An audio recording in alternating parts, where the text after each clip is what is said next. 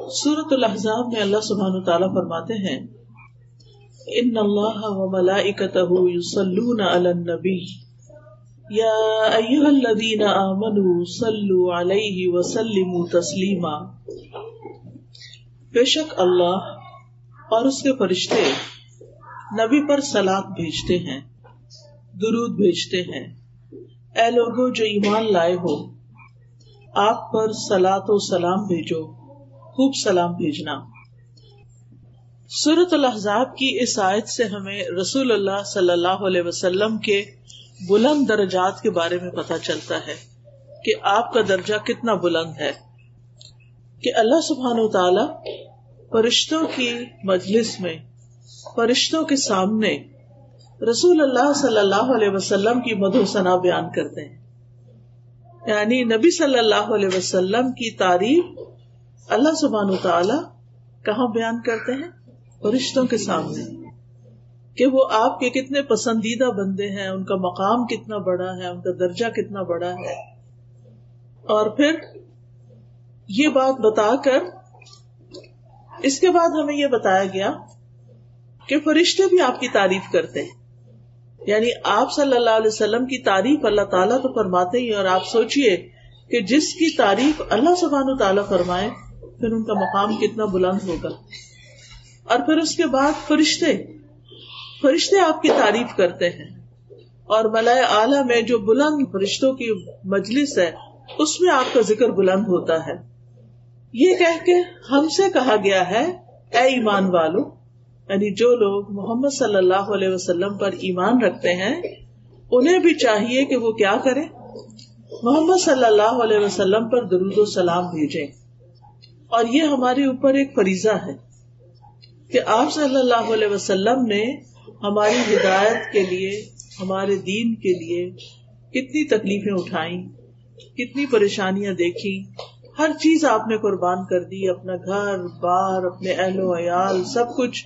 مکہ سے مدینہ کی طرف ہجرت کی، اور پھر ویسے بھی عبادت میں آپ کتنی تکلیف اٹھاتے تھے اور امت کے لیے دعائیں کتنی کرتے تھے. تو امت کو بھی چاہیے کہ ان کا شکریہ ادا کریں. ہم آپ کے لیے کیا کر سکتے ہیں؟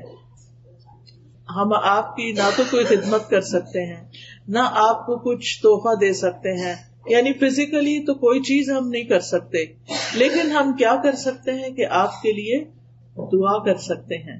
اور وہ دعا جو درود شریف کی شکل میں ہمیں سکھا دی گئی ہے. تو اس آیت میں اللہ سبحانہ تعالیٰ نے نبی صلی اللہ علیہ وسلم کا مقام و مرتبہ اس دور میں بھی بلند کیا، اور آپ کے دنیا سے جانے کے بعد بھی آج تک جو بھی شخص قرآن مجید پڑھتا ہے وہ آپ کے درجے اور آپ کے مقام کو سمجھتا ہے. اور پھر آپ دیکھیے کہ ابن عباس کہتے ہیں کہ یصلون کا مطلب ہے کہ فرشتے نبی صلی اللہ علیہ وسلم کے لیے برکت کی دعا کرتے ہیں، کہ آپ کی امت میں برکت ہو، آپ کے کام میں برکت ہو، اور آپ جب زندہ تھے تو اس وقت آپ کی زندگی میں برکت، کہ آپ جو بھی کام کریں اس کا بہت زیادہ فائدہ ہو، بہت زیادہ اجر و ثواب ہو. اور پھر آپ دیکھیے کہ صرف ہمیں صلاۃ بھیجنے کو، درود بھیجنے کو ہی نہیں کہا گیا، بلکہ اس کے ساتھ ساتھ ہمیں سلام بھیجنے کو بھی کہا گیا. وسلموا تسلیما، اور خوب خوب سلام بھیجو. تو اس طرح آپ دیکھیے کہ آپ صلی اللہ علیہ وسلم کے لیے آسمان والے بھی تعریف کرتے ہیں اور زمین والے بھی تعریف کرتے ہیں.